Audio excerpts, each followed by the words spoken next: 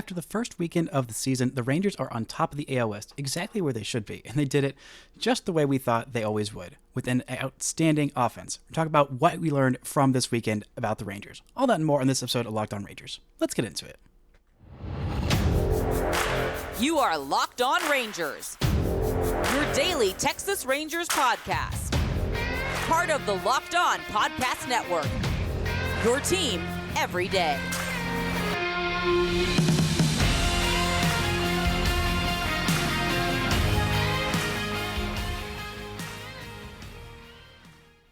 You are locked onto the World Series champion Texas Rangers. I'm Bryce Patrick, a cripplingly addicted Texas Rangers fan covering this team for 11 seasons, including all 6 as the founder and host of this podcast. Thank you all so much for making Locked On Rangers your first listen every single day. If you're not already, you can follow me on Twitter at Bryce Patrick. You can follow the show at Locked On Rangers. Hit subscribe on your favorite podcasting platform and on YouTube, where the best way you can help grow the show is to comment nearly any single thing below. Today is Monday, April 1st. Your Rangers are 2-1, alone atop the AL West, exactly where they should be. Before we get into today's episode, this show is brought to you by FanDuel. Make every moment more. New customers join today and you'll get $200 in bonus bets if your first bet of $5 or more wins. Visit FanDuel.com/lockedon to get started. Now, the Rangers end up taking 2 out of 3 against the Cubs, dropping the Sunday finale and a chance to sweep the first series of the season like they did last year. That's not how it went down this year, but this Rangers team still looks absolutely fantastic, and of course they did it in the way that everyone expects, with a absolutely fantastic offense. Averaging 6.7 runs a game through the first 3 games against a team that, in case people forgot, just barely missed the playoffs last year, and I think got a lot better this offseason. This is the team that I predict is probably going to win the NL Central. Now, not the toughest division in baseball, but still a pretty darn good team with a very talented lineup. And the Rangers lineup just showed, hey, that's a nice little lineup you got going there. It'd be a shame if someone just beat the brakes off of you and hit the absolute crap out of the baseball and just destroyed your starting pitchers. And that's what the Rangers did in this series. They did it exactly how we thought, and not just with the top end of the lineup of Seager having a 4-hit, 2 RBI day on Saturday, because la-di-da, that's what Corey Seager does. Not just Josh Jung having a fantastic opening series, which he did, and he looks absolutely exceptional, but guys like Jared Walsh having a 3-hit day with 3 balls hit over 100 miles an hour on Saturday, with a massive home run, and with Adolis Garcia being on pace for about, 120-ish home runs this season. Probably also 250 strikeouts he's on pace for. But again, it's 3 games, and it was 3 nice games for the Rangers to see their offense showing off the depth in it, including some big contributions from Wyatt Langford, a multi-hit game on Saturday, and a very, very impressive Sunday performance, his first game in the field. Wyatt Langford did great things, which he will continue to do great things, including his first RBI triple, which showed the most impressive things about him. Not only just that he's so incredibly strong, hit baseball hard, baseball go far, which is fairly obvious if you watch Wyatt Langford about 3 seconds, but seeing his game-changing speed out there on display. I mean, he got a triple, very difficult to get, and he did it when he really only fully turned on the jets about halfway around first base. It looked like that ball was going to be gone off the bat. It just missed. Would have been a home run, and I think about 13 of the 30 major league ballparks. But then he saw that it wasn't gone, and he turned on those jets and got into third base for his first career extra base hit. I was tweeting literally the pitch before he hit this. It's about time for Wyatt Langford's first extra base hit, and he very much obliged. But the thing that was most impressive about it, not just his speed, and not just that he hit baseball hard, is that he adjusts to baseball good. That is the thing that is incredibly impressive about Wyatt Langford, is his adjustments. That's what makes the best players the best. The reason why Corey Seager is such an exceptional hitter is because he hits every type of pitch well. Fastballs up, breaking balls away, lefties, righties, guys who throw hard, guys who throw soft, guys who throw weird. It doesn't matter what type of pitch it is, what location, what speed. Corey Seager adjusts incredibly well from at-bat to at-bat, from pitch to pitch even. And that's why he is the best hitter on earth, according to me. But Wyatt Langford is not there yet. But he does a similar thing. He does adjust very, very well from game to game and sometimes from pitch to pitch. It's been more at bat to at bat early on because it takes time to make these adjustments. Usually, batters can't make great adjustments mid at bat. That is incredibly difficult to do. And we saw Wyatt Langford against Wicks in this Sunday game struggle against a changeup early. He worked a walk for his first plate appearance. Then, his second plate appearance, he swung and missed on 2 different changeups and then struck out swinging on a foul tip high fastball. Then, he takes the first pitch of his third plate appearance. Then, he sees a changeup right down the heart of the plate. He says, "Oh, I've seen this changeup before. I now know how to hit this changeup." He went to the dugout, he adjusted, he talked with his hitting coaches, and he said, "Okay, this is how I hit this changeup now. This is what I was doing wrong." And he belts it 100 plus miles an hour off the bat for a 2 RBI game-tying triple. In a critical spot, Wyatt Langford adjusts and looks fantastic. He also looked pretty darn good in his first game in left field, making a nice sliding catch, a couple other pretty routine catches. And again, I don't understand how evaluators could look at this guy and say, "Now this is a DH only. This is a guy who's never going to learn how to play the outfield," even though he just started playing the outfield in 2022. That was when he became a full-time outfielder, was 2022. So he had 2 seasons, 2 college seasons, not even full pro seasons, not even full Major League Baseball seasons of 162 games, just 2 college seasons and a little bit of time in the minors to learn the outfield. Because before that, he was a catcher for some reason, even though he is built like that and hits like that. That transition probably should have come a lot earlier in his life. But he looks solid out there in left field. He's just too athletic and too hardworking, too maniacally focused at getting better at every part of his game to not be at least a passable defensive outfielder.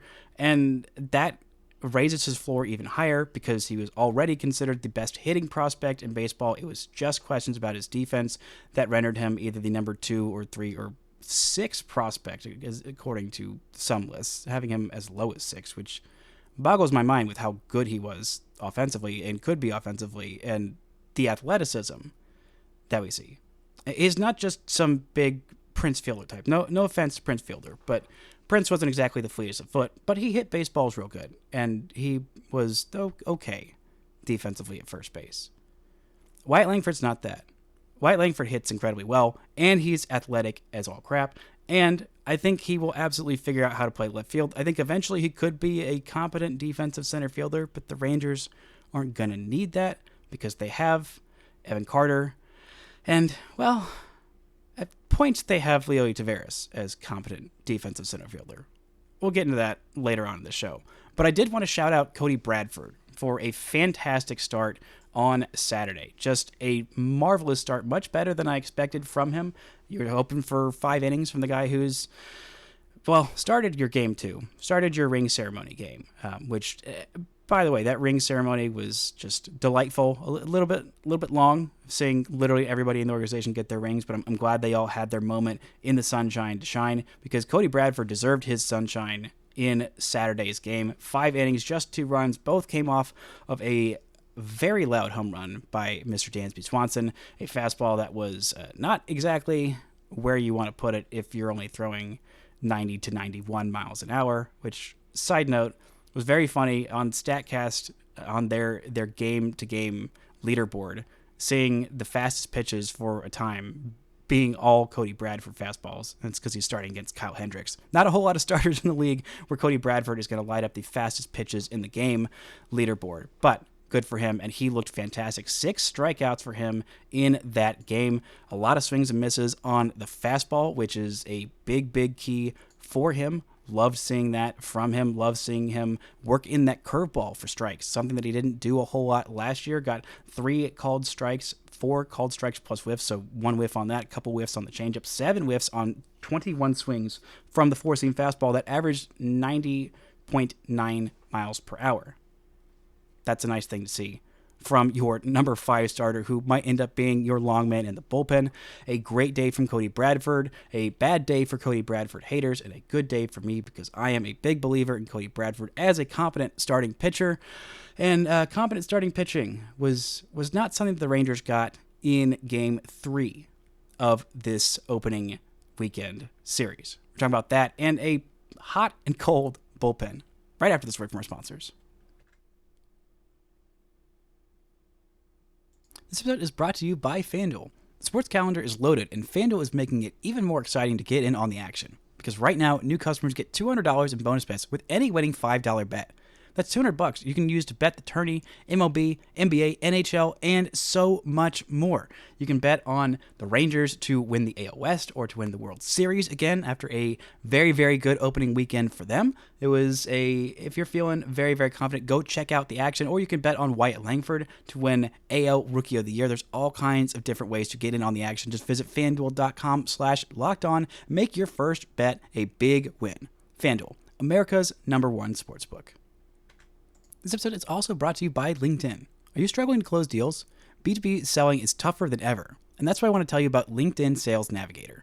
LinkedIn Sales Navigator is the sales intelligence platform that helps professionals effectively prospect and engage high-value customers, drive higher revenue, and increase sales performance. Sales Navigator helps you target the right buyers, surface key signals such as job changes or which accounts you should prioritize, and it shows you hidden allies so you can find those buyers that are more likely to convert. Fueled by LinkedIn's 1 billion members platform, Sales Navigator gives you the most up-to-date first-party data, enabling you to unlock conversations with the people that matter. Right now, you can try LinkedIn Sales Navigator and get a 60-day free trial at linkedin.com/lockedon. That is linkedin.com/lockedon for a 60-day free trial. Let LinkedIn Sales Navigator help you sell like a superstar today. Just go to linkedin.com/lockedon and get started. Shout out to the everydayers making Locked On Rangers your first listen every single day. On tomorrow's show, I'll be back and talking about this opener against the Rays. Very important series for the Rangers heading to the Trop, the site of the start of their 11-0 postseason road run. Maybe these Rangers are going to be just as good on the road as they were in the playoffs last year. In the regular season, this team had a losing road record by 1 game and then went 11-0 en route to their first ever World Series title in games on the road, starting at the Trop, and a nice little detail commemorated in those rings, those World Series rings that are ginormous, apparently approximately the weight of an actual baseball, because of course they're massive because it's Texas and things are massive, but that little detail, little petty detail of writing the words 11-0 on the ROAD, Rays, Orioles, Astros, Diamondbacks, just chef's kiss. A beautiful detail in that ring. But the Rangers are going to need some good starting pitching against the Rays. Their offense is going to be facing off against, I think, okay starting rotation. I'm not super enthralled with the Rays starting rotation, but I say that knowing full well that no matter who's starting for the Rays, they end up getting the most out of them by far, and all of them are going to have a sub 3.5 ERA, even if they're a guy who couldn't make the 26-man roster for, I don't know, the 2023 Oakland A's. That's just what the Rays do. But the Rangers did not get good starting pitching on Sunday from Jon Gray. A really rough day for him at the ballpark. His fastball velocity was way down, 94.5 miles an hour, which is a mile, 1.2 miles per hour slower than he was averaging last year for the full season. Again, I think that's just working back to getting fully ready for the season. But 3 2/3 innings, 5 runs, 4 of which were earned, 3 walks, 2 strikeouts, and a homer. Just not a great day at the office for Jon Gray. But outside of Jose Leclerc, the rest of the pitching, almost the entirety of this season, has been very good for the Rangers. This is the first chance the Rangers got to see the B side of their bullpen, going down early 3-0 and seeing that Jon Gray just really didn't have it in this one. He was the most critical of himself. I would caution everyone to just take a breath before we say, oh no, let's kick Jon Gray out of the rotation day 1. It's game 3. It's 1 start. Let's just in and out. It is the regular season. It is 162, and even the best pitchers have some absolutely dog water days like John Gray did. But the good thing about that is you get to see the B side of your bullpen. You get to see your offense go to work while they are trailing big. And that's what this Rangers offense did, is it came back and it made this a close game. And eventually a bad day from Jose Leclerc ended up sealing the fate of these Rangers. They could have hit a little bit better with runners in scoring position, but with a getaway day lineup, which we're already seeing pretty aggressively, and I think we will continue to see pretty aggressively early on in this season because, I mean, Corey Seager had surgery, 2.5 months ago, and he's already back, but you're wanting to be extra careful to keep Corey Seager healthy the whole season. Josh Jung just got fully cleared to play maybe about a week ago at this point. And so you want to be a little cautious with both of them. I wouldn't be surprised to see Josh Jung have an off day in this series against the Rays. We also got to see Jonah Heim have an off day on Sunday. Wasn't as good of a performance pitching to Kisner, who didn't have the best offensive day. Blocking-wise, not quite as good as Jonah Heim. Framing-wise, better than I expected. But again, he's a backup catcher, and I think we'll see more games from Kisner than we saw from backups while Jonah Heim was fully healthy last year. I think that will be in an effort to keep Jonah Heim healthier for the duration of this season, get more consistent offense out of him, and I think that will end up yielding dividends because being a catcher is an absolute beating. And this Rangers season to start is going to be rough because the Rangers have 17 games in 17 days starting this weekend against the Houston Astros. That is a rough stretch, and in that span, they are facing a bunch of playoff teams. I mean, it starts with 3 games against the Astros, then thankfully you get a reprieve with the A's, then a road trip to Houston, 2-4 games in Detroit, and then 2-3 games against the Atlanta Braves, who are very, very good. And that's the first month of the season. You're already there, and you're coming off of a series where you started against a playoff caliber team in the Cubs, and it's important for the Rangers to get these wins early, get these wins banked early, stay about 500, stay in the hunt while you're waiting for Max Scherzer, Tyler Mahle, Jacob deGrom to get fully healthy, and also waiting for Michael Lorenzen to get fully healthy. We'll talk about his start and his road back when he's expected back in the third segment of this game, but banking these wins early and scoreboard watching early matters. Houston fans might want to tell you that it doesn't after they went 0-4 to start their season. Just, what a delicious time to be a hater of the Houston Astros. But the Rangers are on top of the division, taking care of their business, and even if they aren't on top of the division for the first 3.5 months of the season like they were last year, they are poised for a stretch run in a way that this team wasn't expecting to be at the start of last season. So these wins, these early things that we're learning about this team are very important. Like learning about the B side of this bullpen. I had some questions about the depth of this bullpen, and it was a rough couple of games for Jose Leclerc in his first 2 outings this season. I mean, 5 walks in an inning in 2/3. Not good. Obviously. Very not good. But again, it's 2 games, and it's the regular season. And Jose Leclerc literally just helped this team win their first ever championship by being absolutely insanely good for an entire month against the best teams in the biggest moments, and really only blew 1 game in that whole playoff run. Just 1. It was a home run by Jose Altuve after he was in the dugout for too long. Had that altercation not happened with Adolis Garcia and Brian Abreu, and had it been just a normal amount of time that Jose Leclerc had to sit on the bench and then come back in for the 9th inning, I don't think he would have blown that save, but that's how it happened. And you look at the other games, and Jose Leclerc was amazing in the playoffs. So let's just pump the brakes on, oh my God, Jose Leclerc is so awful, he's never been good. Let's just chill out on that. Because the B side of this bullpen, great days from them. Jose Urena, 2 in the 3rd innings, just 1 hit, 1 walk, 2 strikeouts, got out of a pretty big jam from the get-go. A couple of different jams he worked himself into and out of. Really liked what I saw from him as a long man. Yerry Rodriguez, talk about getting yourself into and out of a jam. A couple of walks, one of which was intentional to Cody Bellinger. 2 innings of shutout baseball, a couple of strikeouts, and pumping absolute gas. Absolute gas from Yerry Rodriguez, and a lot more consistent command, which was the question about Yerry Rodriguez and why he wasn't in this bullpen for the majority of last season. It was the consistency with that command and staying in the strike zone. Stuff's nasty. Fastball, nasty. Slider, nasty. Command, shaky at times. But he looked much better this spring, looked like one of the Rangers' best relievers this spring, and getting 2 innings from him was great, especially since the Rangers were down 3 of the big guys in their bullpen. They were not going to pitch them in 3 games in 4 days to start the season. That is Sborz, Robertson, and Yates, who each pitched a shutout inning on Saturday. Looked very good. I mean, what was still a tight game before the Rangers blew it open with 6 runs in the 8th inning. Love a good 6-run 8th inning to take that pressure off the bullpen late on in the game and let the Rangers just throw out Brock Burke in there in the 9th inning. But still, seeing that from the B side of this bullpen, not a great day for Jake Latz. We'll see how consistent he is. I think he might be one of the first ones to be optioned. Him and Yeri both have options this year, so I think they might be the ones who go up and down, even it could be not because of what they've done, but just getting extra fresh arms in there, which I think the Rangers will do, especially in this 17-game and 17-day stretch. But overall, pretty darn good day. Do have some questions about Leonys Tavares' defense, which we'll talk about, and a great season debut for Jack Leiter. Right after this word from our sponsors.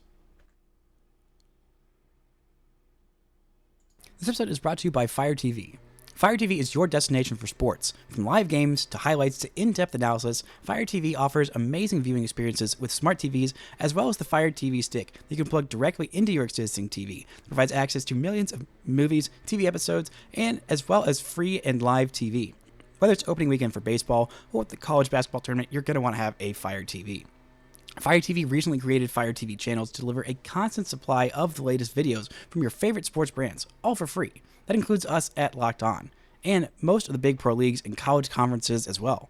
Fire TV channels let you dive into all the game analysis, highlights, and more to keep up to date on the latest in the world of sports. March Madness, NBA, MLB, and lots more. Not to mention great news, entertainment, gaming, travel, and cooking videos as well. Check out Fire TV channels on Fire TV and Alexa devices. If you haven't already, you should. Trust me on this. To learn more, visit amazon.com/LockedOnFireTV. Now, overall, this was a great weekend for pretty much everybody on this Rangers team outside of Jose Leclerc and John Gray. But even for them, they got their World Series rings. They got to raise a banner. And overall, that makes for a pretty good weekend. Side note, the Rangers are undefeated when they either raise a new banner or have a ring ceremony or just some kind of World Series celebrating pregame ceremony. So I'm wondering if they should maybe just have some kind of, at least maybe even a short, like 5-minute ceremony before every single game. Maybe that'll get them in the right headspace and they'll end up continuing that record and winning like every game. Just having some kind of World Series celebration before every game. I don't think you'd have much complaint from the fans of like, oh, we're celebrating this World Series every single time. And if the Rangers keep winning, then I think they should continue that. But I digress. That's probably not how that is going to go. But it was a rough day defensively on Sunday for Leonys Tavares. He has been okay at the plate. I mean, not great, but again, he's your number 9 hitter. There is not a whole lot expected there, but some inconsistencies in his defense, which is Leonys Tavares' calling card. That's why he's an everyday player on this team. That's why he established himself last year. The defensive ceiling is very, very high. He has got one of the best arms among all outfielders in Major League Baseball. He is exceptionally fast. He generally makes pretty good reads. And he's very fast, like I said. He will make a lot of spectacular plays, including a home run robbery in the ALCS against Yordan Alvarez. A marvelous catch by him, and just overall some pretty good defense throughout the playoffs. But there are some occasional miscues that have you scratching your head and having you wondering, okay, I mean, at times he can be a Gold Glove caliber defender in center field and one of the better ones out there. But there are just these mental lapses, these occasional bad reads, like a ball that was somehow deemed a double. It was hit right at him, which is the hardest ball to play if you're an outfielder, if it's hit right at you, not over your head, not in front of you. You don't know which way to break, and he could not make up his mind. Gets caught of two minds, slips, hits the ball hits him in the glove and falls out, and somehow gets ruled a double. Should have been a two-base error, but thankfully he didn't let him get past him at least, so a little bit of redemption there. And then later on in the game, he had a throwing error that allowed a second run to score, which was just not Leonys, not the best version of Leonys that the Rangers know he can be every day. And if his defense gets to be inconsistent, and one of the reasons why I thought that Evan Carter would be playing center field over Leody Taveras, and maybe that would end up wedging Leody out of his spot, moving Ezekiel Duran to the Rangers' primary DH, putting Wyatt Langford out there every day in left, Adolis in right, and Evan Carter in center, is because Evan Carter doesn't really have those bad plays. He's more consistent. He doesn't make the higher end plays, but he doesn't usually, we haven't seen him very much. At least I haven't. And I don't think a lot of evaluators have seen him make those kind of head-scratching plays like Leody had a couple of. Just a couple plays, but just something to keep an eye on moving forward. You know what else is the thing to keep an eye on moving forward? Jack freaking Leiter. What a first game for him. He he was the primary pitcher after a Michael Lorenzen rehab start. Lorenzen got knocked around a little bit, got hit for a home run, got hit for 3 runs, a couple of walks, 3 strikeouts in 2 1/3 innings. And then Jack Leiter comes in the 4th inning with a clean inning of work and 5, actually I think it was the 5th inning, 4th inning, whatever, doesn't matter, 4th inning. 5 innings, 2 hits, 2 earned runs, both of them scored on a 2-run homer, and 9 strikeouts. 9 strikeouts. No walks. No walks for Jack Leiter. Oh my God. I was floored. I was absolutely amazed, flabbergasted even, one might say. And it was just a vintage performance from Jack Leiter. A lot of use of the 4-seam fastball. That's, if I have one complaint, is that he didn't use the breaking stuff a little bit more often. You would have liked to see a little bit more of the curveball and slider mixed in there, but he was working those for some called strikes, a couple of called strikes in 6 pitches where he threw the curveball, 1 swing, and was not a swing and a miss, but very much 4-seamer and cutter. Now, the thing that got him into trouble last year is when he couldn't land those breaking pitches consistently, he would get just rocked because he would only use the 4-seamer. Now, adding in that cutter, and it looks like a very, very good cutter. Maybe it's more of cutter/slider. Maybe I need to include that in the breaking stuff. I don't think so. But he got a lot of swings and misses on the cutter. 12 swings, 5 of them were swings and misses on that cutter. 18 swings on the 4-seamer, 5 swings and misses there. 11 total whiffs. 1 other swing and miss came on the slider. A lot of called strikes for that cutter. 35 4-seam fastballs, 18 cutters, 6 curveballs, 5 sliders, 2 sinkers for him. A pretty darn good mix. And the no walks. That is absolutely beautiful. That is absolutely what the Rangers would love to see. Now, I'm thinking with my optimistic projection of Jack Leiter, if he continues on this route, the Rangers might call him up in like May. But holding more back because pitching prospects, there's no such thing as a pitching prospect, even ones that were drafted number 2 overall and have former All-Stars as fathers and World Series champs as fathers. It's a difficult thing, learning how to pitch at the big league level. And so my optimistic projection is about June-ish for Jack Leiter rejoining, or just joining this rotation for the first time. Now, there will be some spots, I think, in this rotation in June, and maybe eventually he gets pushed out by the reinforcements coming in June, July, August in DeGrom. That's definitely a question for later on. I think there's nobody in this rotation outside of Nathan Eovaldi and maybe John Gray if healthy, but there's nobody that will be in this first half rotation that Jack Leiter couldn't push out if he ends up figuring it out and like really is ready to be an everyday starter at the major league level. I mean, even John Gray, I think, could slot into the bullpen eventually.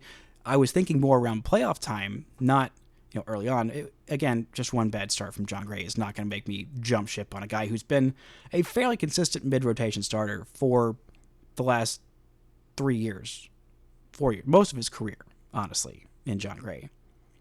But guys like Heaney, guys like Dunning and Bradford, I'm not going to be too quick to shove those guys into the pen. But if Jack Leiter comes a-calling and he's averaging mid-90s with his fastball and using that cutter effectively, and he's able to land the breaking stuff for strikes and get it as swings and misses out of the zone, then that's a guy that you were dreaming on. That's a guy who you were hoping and praying for the last 30 years that you would get any kind of pitcher, starting pitcher, homegrown, nearly as good as him.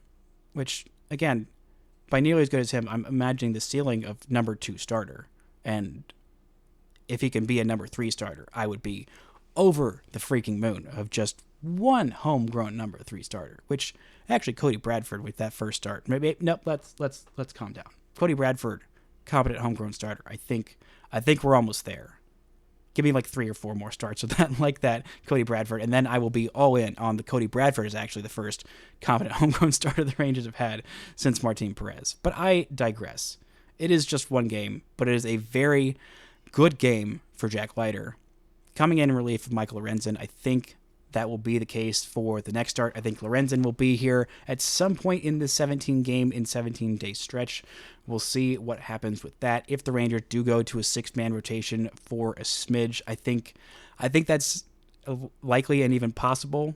Maybe Jose Urena gets a start. Maybe Bradford still sticks in there when Lorenzen comes in, because I don't think Lorenzen's going to be fully built up by the 10th. I believe is when he's eligible to come off the IL.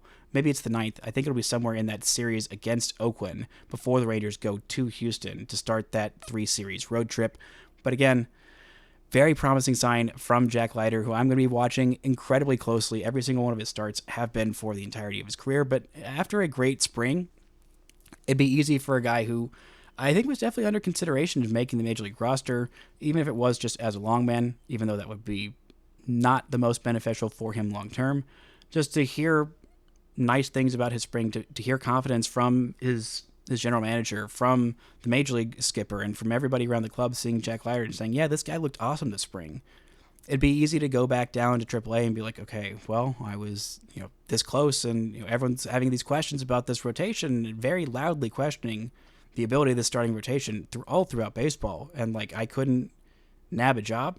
It'd be easy to go down and be dejected, especially after the last couple of years that this kid has had, but he is an incredibly talented kid, an incredibly hardworking kid, and I think he took that as extra motivation to say, all right, I'm almost there. Still got to work on these things. Still got things to improve on, even after a fantastic 5-inning, 9-strikeout, 0-walk performance. There's still some things that he could do to be a little bit better. I think he would give up fewer home runs if he wasn't as reliant on just that fastball and cutter. But again, he's making progress, he's learning new things, and the ways that he is messing up are new ways, which are exciting to see changes, to see actual progress, to see very noticeable, great progress from the guy who I think is the most likely of these Rangers' many pitching prospects to end up being a at least competent number 3 starter, which for the Rangers would be an absolutely massive, massive developmental win. That's going to do it for today's show. Thank y'all so much for listening and subscribing, and until next time, don't forget to enjoy World Series champion Texas Rangers baseball.